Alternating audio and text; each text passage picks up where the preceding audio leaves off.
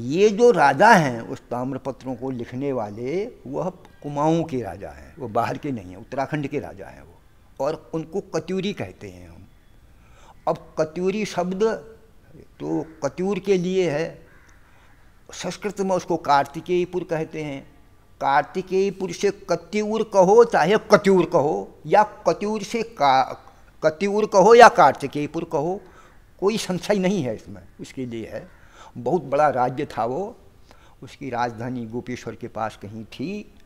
बाद में वहाँ से वो आए और कत्यूर में बसे, कत्यूर नाम हो गया उनका। और आज भी कत्यूर बहुत लंबा चौड़ा 3 पट्टियों का इलाका है, सोमेश्वर से लेकर के कहाँ सामाधुरा भराड़ी तक को जाता है। वो वहाँ बहुत बड़ी इतिहास है फिर वहाँ का। तो अब वायार गुप्त ने ऐसा लिख दिया, लिपि के हिसाब से ई कैसे है, ऊ कैसे है, ये व्यंजन कैसे है, ये हलंत कैसे है, इसके हिसाब से तो अंदाज आता है 5वीं से 8वीं शताब्दी के बीच की है ये लिपियाँ।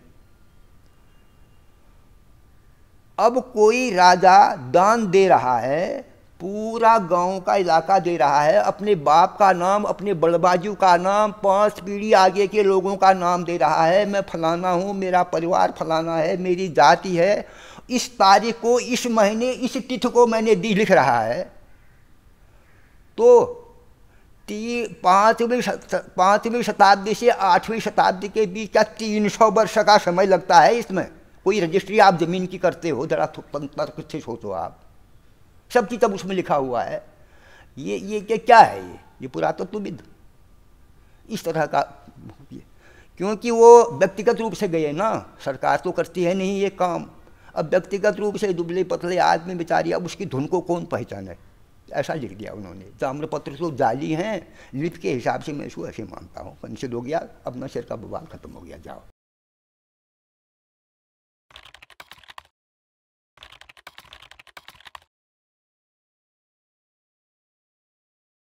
हमने पिछले दिनों वो अर्जुनमल राजा की दी हुई नाखोली गांव में जो ज़मीन थी केदारनाथ को दी हुई, उसके बारे में चर्चा करी थी।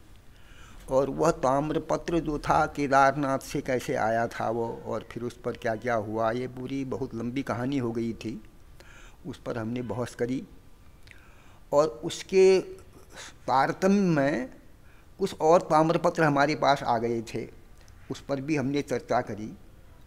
खास करके वो केदारनाथ को चढ़ाई हुई जो और जगहें हैं, बहुत जगह हैं, कुमाऊँ में, उसमें बद्रीनाथ और केदारनाथ को दी हुई बहुत ज़मीनें हैं, बहियों में सब जिक्र है उसका।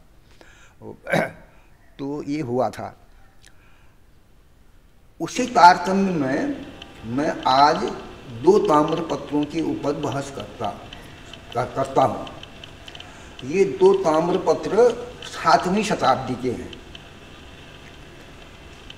अब वह जो नाखोली वाले ताम्रपत्र थे वह तो 13वीं 14वीं शताब्दी के थे, ये उससे पहले के हैं।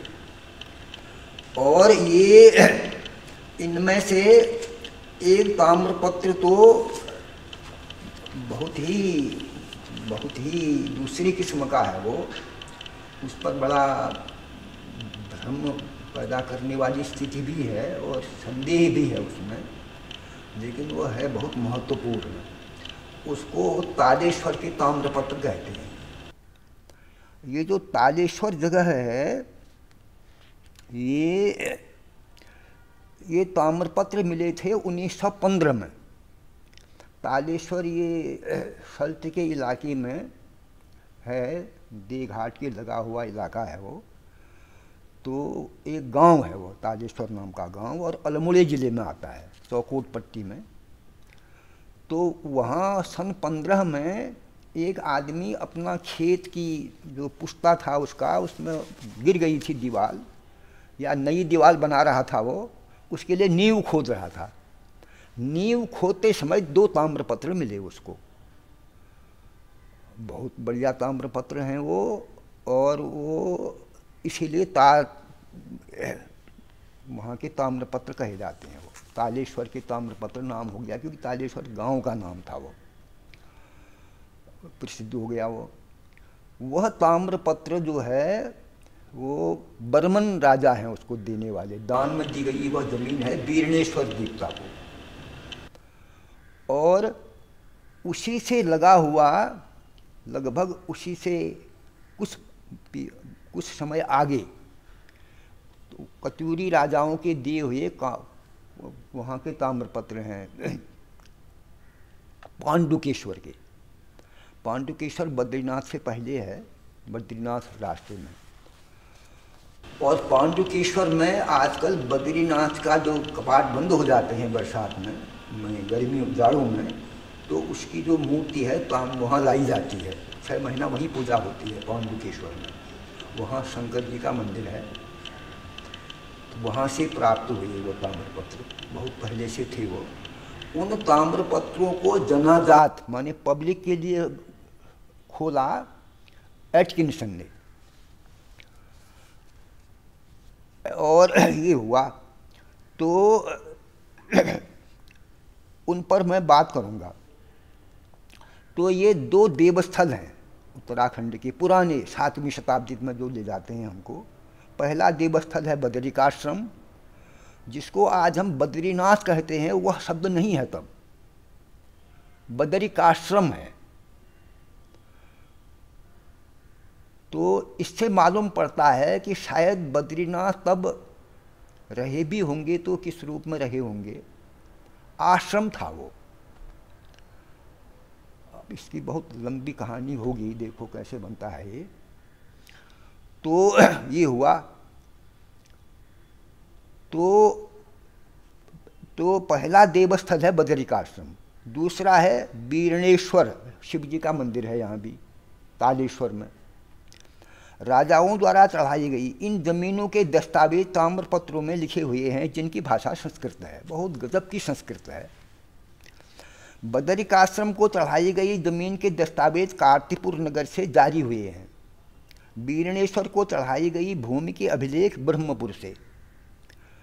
कार्तिकेयपुर से जारी हुए दस्तावेज सदियों से पांडुकेश्वर महादेव के मंदिर में रखे हुए थे, इसलिए वे पांडुकेश्वर ताम्रपत्र भी कहते हैं उनको। उनके लिखे हुए जो मजमून हैं वह 1932 में एटकिंसन को मिले। उसने अंग्रेजी में उसको अनुवाद किया पहले, फिर उसको पब्लिक की राय मांगी, क्योंकि बद्रीनाथ से संबंध था, विदेशी थे, पता नहीं लोगों की क्या प्रतिक्रिया हो। अंग्रेजी में ट्रांसलेशन करके दिखाया, ये मैं ठीक कर रहा हूँ कि ट्रांसलेशन इसका, ये संस्कृत में, संस्कृत का तो पंडितों ने पढ़ा होगा वहाँ। और फिर लोगों ने कहा नहीं ठीक है, तो फिर उसने गजट में छापा। गजट होता है ना जो साल भर का पूरा ब्यौरा देता है, आजकल भी निकलते हैं गजट, पूरे प्रशासन के कार्यवाहियों के, खबरों की, योजनाओं के होता है, गजट कहते हैं उसको। एक स्मरिका जैसी होती है वो, आज भी निकलती है। उस गजट में छापा तो तमाम लोगों ने पढ़ा उसको, और तब पुरातत्व विभाग के लोगों का भी उस पर ध्यान गया, और फिर पुरातत्व के जर्नलों में, बहुत से जर्नलों में छपे वो ताम्रपत्र।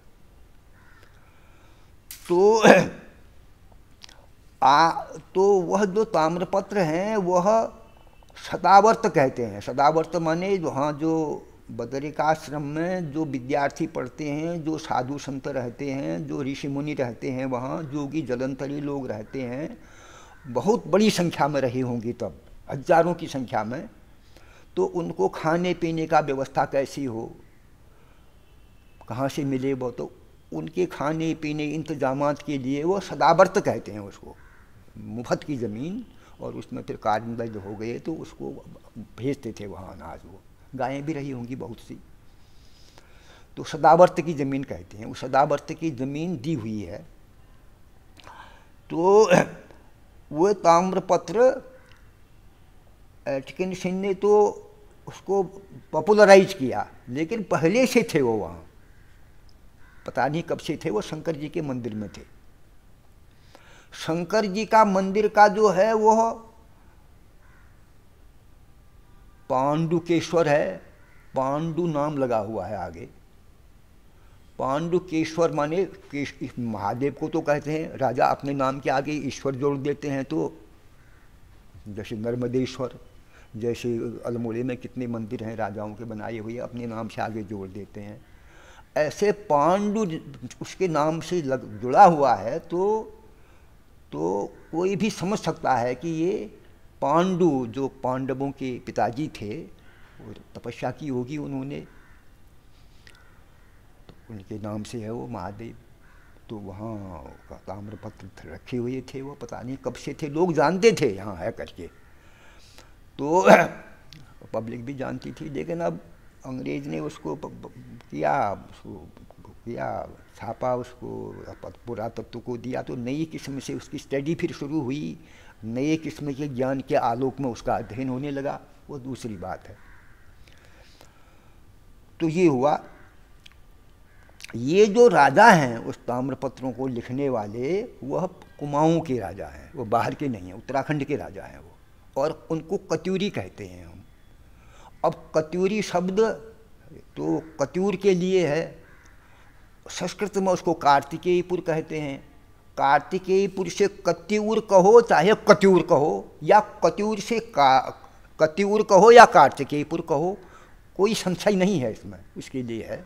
बहुत बड़ा राज्य था वो, उसकी राजधानी गोपेश्वर के पास कहीं थी, बाद में वहाँ से वो आए और कत्यूर में बसे, कत्यूर नाम हो गया उनका। और आज भी कत्यूर बहुत लंबा चौड़ा 3 पट्टियों का इलाका है, सोमेश्वर से लेकर के कहाँ सामाधुरा भराड़ी तक को जाता है, वो वहाँ बहुत बड़ी इतिहास है फिर वहाँ का तो।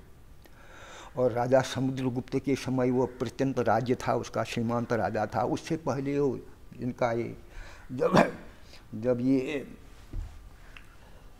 मगध के जब राजा थे चंद्रगुप्त मौर्य और ये चाणक्य वगैरह, तो अर्थशास्त्र लिख रहे थे, तो उस समय के दस्तावेजों में आता है इन इलाकों का नाम, बहुत पुराने इलाके हैं ये। तो ये हुआ। तो यह तो इतना तो सब जानते हैं, लेकिन वो ताम्रपत्रों में पांडुकेश्वर के जो जगहें दी गई हैं, उन जगहों की पहचान अभी तक नहीं हुई ठीक से, क्योंकि जगहें दान में दी हुई एक जगह नहीं निकलती थी तो जगह जगह दे देते थे। आजकल भी होता है, यह हर युग में होता है, ये प्रशासन में सरकारें जो काम करती हैं उसमें जगहों की ज़रूरत पड़ती है। आजकल भी हम देखते हैं, नैनीताल में कॉलेज बना, उस कॉलेज को यूनिवर्सिटी बनाया। अब यूनिवर्सिटी के लिए जगह कम पड़ गई तो बाकी ज़मीन उनको भीमताल में मिली, तो 2 हिस्से उसके भीमताल में भेज दिए। फिर भी जगह कम पड़ गई तो इधर हम सुन रहे हैं कि घोड़ा खाल, इसमें ये वहाँ जगह नई और एक जगह मिल गई है उसको, बड़ा भारी वहाँ तीसरा बना रहे हैं उसका चरण। तो ऐसा ही अदालतों के लिए, अस्पतालों के लिए इकट्ठी नहीं मिलती है, तो यहाँ हर प्रशासन हर युग में करता है ये। तो ताम्रपत्रों में जो ज़मीन दी हुई है वो जगह जगह है, वो एक जगह इकट्ठी एक तक ज़मीन नहीं है, वो जहाँ जहाँ है। अब वह कहाँ कहाँ थी, उन गाँवों के स्थानों को पहचाना जाए, ढूंढा जाए। फिर वो संस्कृत में उस गाँव के नाम उन्होंने कैसे लिखे हैं, कुमाऊनी गढ़वाली भी उसमें आई है कि नहीं। अब ये तो भाषा की दृष्टि से भी बहुत मनोरंजक है, पर होना चाहिए। लेकिन अब उस चक्कर में ये नहीं है ना, न सरकार है न लोग हैं, तो वो आधा अधूरा पड़ा है। खैर फिर भी वो है वहाँ। अब तालेश्वर जो है ये ब्रह्मपुर राज्य है उसकी। तो ब्रह्मपुर से जारी हुए जो भू अभिलेखों के कर्ता उत्तराखंड के नहीं है वो राजा, कार्तिकपुर के तो उत्तराखंड के ही हैं, वो लोग जानते हैं सब। ये जो ब्रह्मपुर के राजा हैं वो उत्तराखंड के मूल निवासी नहीं हैं, भारत के हैं वो, नरेश राजा भारत के ही राजा हैं किसी राज्य के। ये ताम्रपत्र अल्मोड़े के चौकोट पट्टी के शालदे देघाट इलाके में तालेश्वर नाम के गांव से एक खेत में पुष्पों की चिनवाई करने के लिए नींव खोदते समय 1915 सन में मिले थे ये। सबसे पहले पांडुकेश्वर से पहले मिल गए थे ये। जहाँ वे मिले थे वहाँ के लोगों में उनके प्रति मुखागर सुर्तियाँ क्या थी और उस स्थान के परिपार्श्व के पुरातत्वपन के बारे में ज़्यादा जानकारियाँ नहीं हुई। अलबत्ता उसके छपे हुए पाठ, फोटो प्रतियाँ इस किताब में उपलब्ध हैं और जगह जगह हैं वो उपलब्ध हैं वो चीज़ें। बढ़िया ताम्रपत्र हैं। 7वीं शती के उत्तराखंड के उक्त 2 नगरों की सांस्कृतिक इतिहास की झलक देखनी हो तो उक्त ताम्रपत्रों की को टेक्स्ट बुक की तरह अध्ययन होना चाहिए उनका, ये मेरी मानना है। इतने लोग आ रहे हैं, लाखों की संख्या में आ रहे हैं, चाहते हैं वो दो ना, उनको छपा हुआ दो, उसका अंग्रेजी अनुवाद दो, हिंदी अनुवाद दो, व्याख्या करो, ऐसे ऐसे हुआ या। और इतने पुराने ज़माने में भी देते थे, खाली सैर करने के लिए नहीं आते थे लोग, दान देने आते थे। पर पवित्र भूमि थी, देवभूमि से भी तो कहलाती है।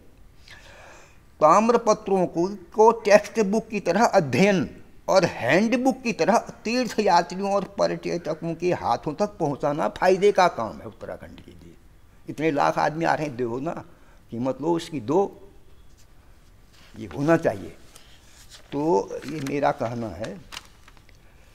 ध्यान देने की बात है, ध्यान देने की बात यह है कि पौरववंशी राजाओं, ये अपने को कहते हैं पौरववंशी हैं, हमारा वंश पौरव है, ये ताम्रपत्र हैं, उनकी ऐतिहासिकता पर उत्तराखंड के किसी इतिहासकार ने अभी तक कोई प्रामाणिक रोशनी नहीं डाली है। अलबत्ता उसमें दिए गए भूखंडों के स्थानों के नामों को पहचानने की कोशिश हरिकृष्ण रतूड़ी ने की, बद्रीदत्त पांडे ने की, एटकिंसन ने की, के.पी. नौटियाल ने की, यशवंत सिंह कठोच ने की, शिव प्रसाद, यमुना दत्त वैष्णव वगैरह ने, सभी ने की, जिनमें डॉक्टर शिव प्रसाद डबराल तो उत्तराखंड के इतिहास के शिखर पुरुष ही हैं। उन्होंने लिखा है, तालेश्वर के ताम्र शासनों की संपादन करते हुए श्री Y.R. गुप्ते ने दस्तावेजों को तो जारी ठहराया, जाली, और लिपि के आधार पर उनको 5वीं सदी से 8वीं सदी के बीच का ठहरा दिया। अब ये शिव प्रसाद जी क्योंकि इतिहास में डूबे हुए आदमी थे, खुद गए Y.R. गुप्ते के पास, कर दो हमारा। अब Y.R. गुप्ते ने ऐसा लिख दिया, लिपि के हिसाब से ई कैसे है, ऊ कैसे है, ये व्यंजन कैसे है, ये हलंत कैसे है, इसके हिसाब से तो अंदाज आता है 5वीं से 8वीं शताब्दी के बीच की है ये लिपियाँ।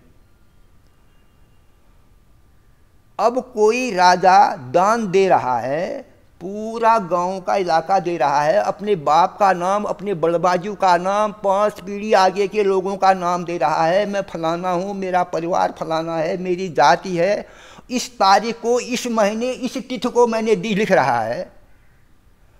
तो 5वीं शताब्दी से 8वीं शताब्दी के बीच का 300 वर्ष का समय लगता है इसमें।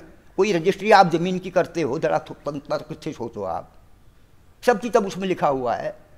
ये क्या है, ये पुरातत्वविद इस तरह का, क्योंकि वो व्यक्तिगत रूप से गए ना, सरकार तो करती है नहीं ये काम।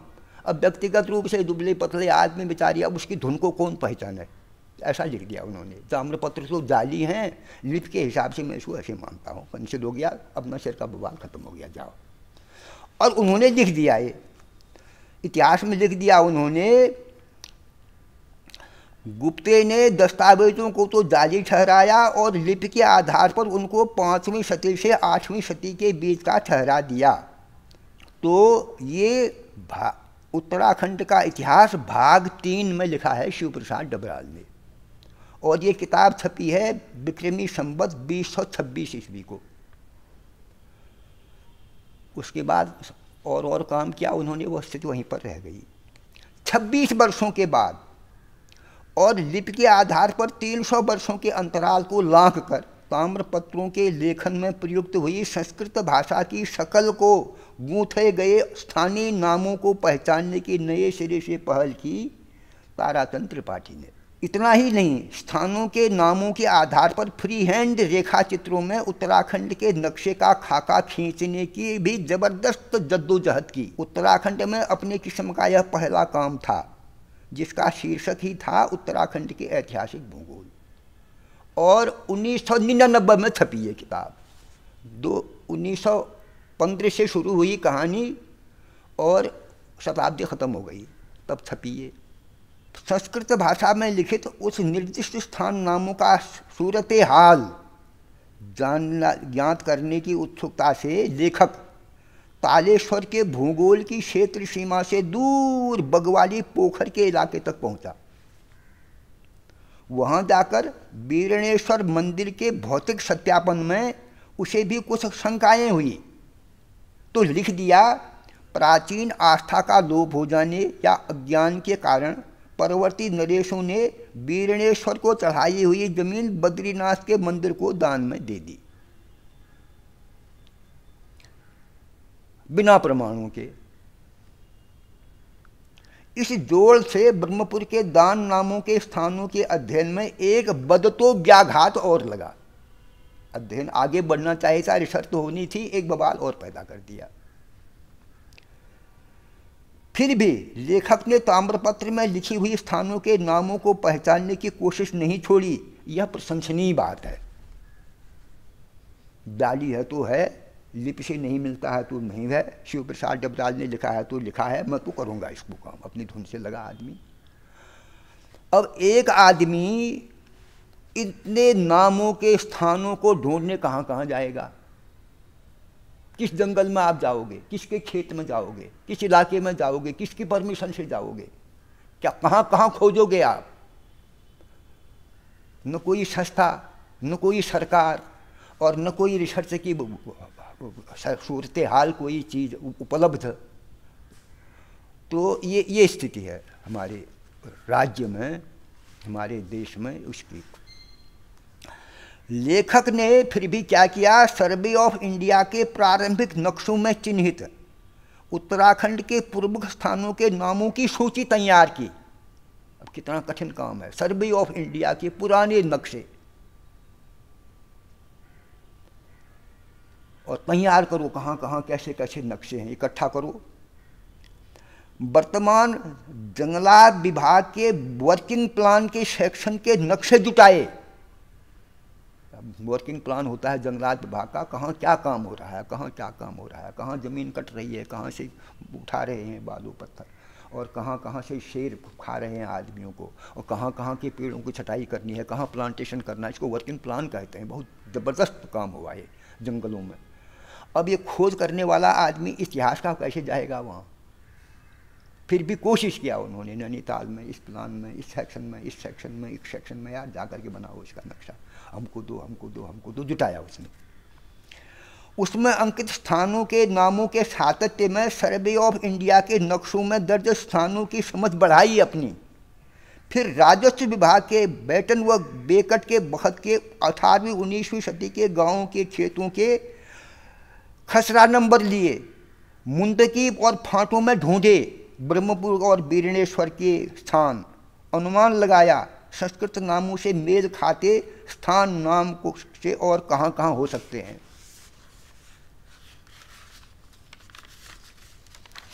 उन्होंने स्थानों के नामों की पहचान के लिए भौगोलिक बनावट को मुख्य आधार बनाया।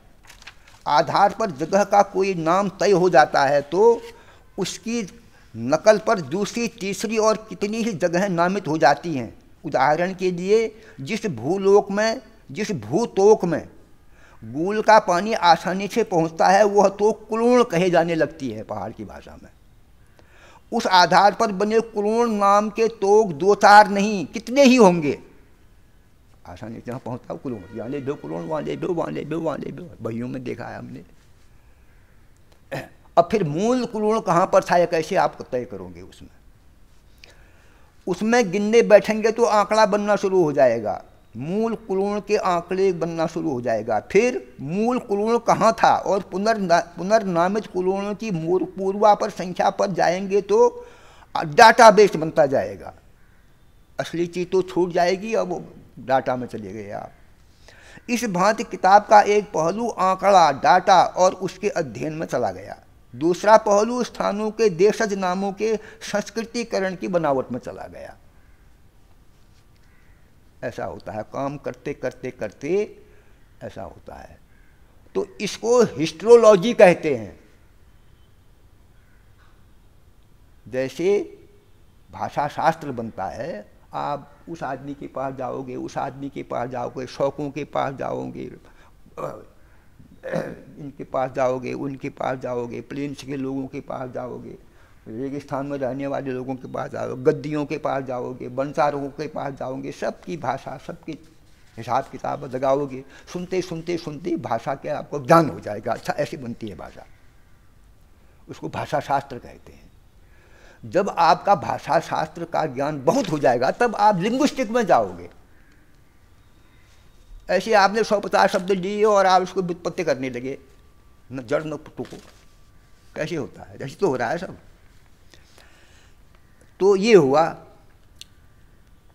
किताब के तीसरे अध्याय में तरकीब और नक्शे काम आए हैं। इनके जरिए ही विवेचन की रूपरेखा बनती चली गई है। अनुमाना गया कि ताम्रपत्र प्रयुक्त फला नाम लोक भाषा के फला शब्द से ही है या हो सकता है, जैसे कि अरिष्टाश्रम शब्द रीठागूंठ के लिए होगा, बीरणेश्वर शब्द बिनसर के लिए होगा, पश्चिम द्रोणी शब्द पथों के लिए होगा, अंदाज लगाया। दीपपुरी शब्द द्योली के लिए होगा, डाभा शब्द डोबा के लिए होगा, आदि आदि। अब अनुमान लगाया ये। अब अनुमान लगाया, बना दिया किताब आपने, तो एक दूसरा आदमी भी चाहिए ना। इंटरेक्शन जब आप करोगे, इतिहास के साथ छेड़खानी करोगे, अकेले हो जाएगा इतिहास? तो होता है ना, सेमिनार होती है, बहस होती है, तय हो जाता है, तब होता है ये। तो उसके लिए कोई इंतज़ाम हुआ नहीं। इंतज़ाम आदमी थोड़ा ही करेगा। इसीलिए मैंने इसका शीर्षक बनाया है, इसका हमने शीर्षक बनाया है संस्था, सरकार और पुरालेखों के अध्ययन की सुविधा के बिना। संस्था के बगैर, सरकार के बगैर, पुरालेखों के अध्ययन की सुविधा के बगैर करने बैठाएगा आदमी इतिहास के साथ मुठभेड़। किससे कहे? अरण्य रोदन है, तो चलो इसी में करते हैं रोदन। तो ये है ना, पर्वतीय राज्य में कर्मांतक क्षेत्रों के 12 नाम आए हैं। अब ये डाटा बनाया उन्होंने। पहला नाम ब्रह्मपुर और जोराण का है, उसके बाद द्वाभा, पश्चिम द्रोणी, कार्तिकेयपुर, दीपपुरी, त्रियंबकपुर, क्रोध, शूर्पी एवं शोरा, दक्षिण पार्श्व तथा करकोट, बिल्वक, स्तंभ सटिक, शुंठी बानूब, छिद्रगर्त नाम। ये 12 नक्शे बनाए उन्होंने। फिर 12 कस्बे थे उसके, 12 उस देश में 12 प्रांत थे, उन 12 प्रांतों के 12 नक्शे बनाए। मेहनत तो किया, सिर खपाया और फिर कहा यहाँ संभव है, यहाँ संभव है, यहाँ संभव है। इन्हीं नामों से 12 मानचित्र बनाए गए। उपर्युक्त तरकीब के निर्माण के दरमियान ही व्यावहारिक भाषा में स्थान के बिंदुओं द्वारा प्रदर्शित करने की कोशिश की गई है, ताकि उत्तराखंड के नक्शे में पुरातत्व विभाग द्वारा पहचान लिए गए स्थान कौन कौन है? जो पहचान लिए गए हैं स्थान, वह है सुरुघ्न कालसी, ये तो पहचाना गया है। सुरुघ्न, मतिपुर, मंडावर बिजनौर जिले में है, ये पहचान लिया गया है पुरातत्व ने। गोबिशाण काशीपुर के लिए है, ये स्थान तो पहचाने गए हैं। इन स्थानों से मिलते जुलते जैसे ये पहचाने गए हैं, ऐसे स्थानों के नामों से पहचानूंगा मैं, ये कोशिश की आदमी ने। ब्रह्मपुर या बीरणेश्वर के स्थान स्थिति का अंदाज लगा सके, इसलिए कोशिश की। ब्रह्मपुर कार्तिकेयपुर से पुराना राज्य है, जिसके सामने उसकी हैसियत एक कर्मांतक प्रदेश की जैसी है, जैसा कि ताम्रपत्र में उल्लिखित है। कालांतर में कार्तिकेयपुर बृहत्तर राज्य के रूप में विख्यात हुआ। उसके भू अभिलेखों के मजमूनों पर ब्रह्मपुर के बर्मन राजाओं के दान पत्रों की शैली का प्रभाव भी परिलक्षित होता है। ऐसा लगता है कि ब्रह्मपुर के राजाओं ने जो भाषा बनाई है, उस भाषा की जैसे ही है कार्तिकेयपुर की भाषा भी। इसलिए लेखक ने कार्तिकेयपुर के राजाओं के 4 ताम्रपत्रों को भी अध्ययन के दायरे में शरीक कर दिया। अब 2 ताम्रपत्र तालेश्वर के थे, 4 ये हो गए, 6 ताम्रपत्र हो गए। लेखक की जिज्ञासा, खोज की प्रवृत्ति लोक भाषा के संस्कृत में ढालने की उस युग की शासन प्रणाली और शासन शास्त्र की कितने ही भूभौतिक कारणों पर पसरती है, फिर भी लगता नहीं कि वह अपने मूल लक्ष्य से भटक रहा है। इसीलिए कि उन दान पत्रों से जुड़े, अस्तित्व से जुड़े अंतर्विरोध लेखक की दृष्टि से के जद में आते जाते रहे हैं। पर्वताकार राज्य जिसकी ब्रह्मपुरी राजधानी है, जिसके राजा पौरव वंश के हैं, ब्रह्म हैं, उसकी खोज कोई न कोई तो करेगा ही, आज भले ही नहीं कभी भी, इसलिए लगाया वो। उस समय के खोजियों के लिए संभव है यह झड़बाटा पैदल चलने वालों का आम रास्ता हो जाए। ऐसा हमारे असेसमेंट किया उस किताब को देख करके हमारे दिमाग में। अब हम कहते हैं वो 6 ताम्रपत्र कौन कौन है, सभी को कह दो। पहला ताम्रपत्र है द्युतिवर्मन का तालेश्वर ताम्रपत्र, पहला, राज्य संवत 5। जब वह शासन कर रहा था उसके 5वें वर्ष दिया उसने ये दान। पोष का महीना था और 30 अमावस्या थी उस दिन। दूसरा विष्णुवर्मन का है, वो द्युतिवर्मन है, दूसरा विष्णुवर्मन है। ये राज्य संवत 20, जब इसको शासन करते हुए 20 वर्ष हो चुके थे, तब उसने पंचमी के दिन दिया ये दान। ये तो 2 तालेश्वर के ताम्रपत्र हैं। अब जो पांडुकेश्वर के इसने जोड़े, उसमें ललित सूर का पांडुकेश्वर दान पत्र राज्य संवत 21 का है। ललित सूर राजा 21वें वर्ष में जब था। अब ये पांडुकेश्वर के उसने इसलिए जोड़े कि उसको किसी ने कहा कि ये कोई बात का राजा इस जमीन को बद्रीनाथ को चढ़ा गया, सुनी सुनाई बात थी या कैसे थी, इसीलिए शब्दों से मिलाया उसको। ये इस ताम्रपत्र में भी है ये जगह, ये उसमें भी है, इसलिए हो सकता है कि ये उसने उसको दे दी हो जगह, अटकल जो भी लगाई हो अटकल। ललित सूर का पांडुकेश्वर दान पत्र 21वें वर्ष का। ललित सूर का पांडुकेश्वर दान पत्र एक दूसरा है जो 22वें वर्ष इसने दिया, उसमें विजय राज संवत्सर लिखा हुआ है। विजय राज माने किसी देश को जीता उसने, तभी तो विजय राज हुआ, उसका पहली वर्ष। कार्तिकवदी 15 को दिया उसने।